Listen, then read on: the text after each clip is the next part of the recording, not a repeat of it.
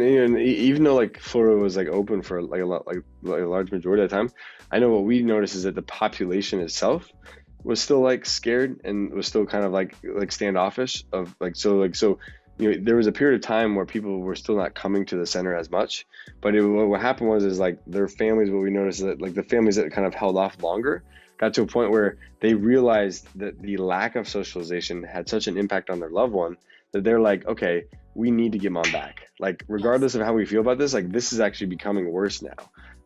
Yeah. And so like it was interesting to see that because like people were starting to bring their loved ones back, like later on, at different stages when they realized that like mom had declined so much or dad had declined so much just simply because of the fact that they had not been social in a while. Yeah.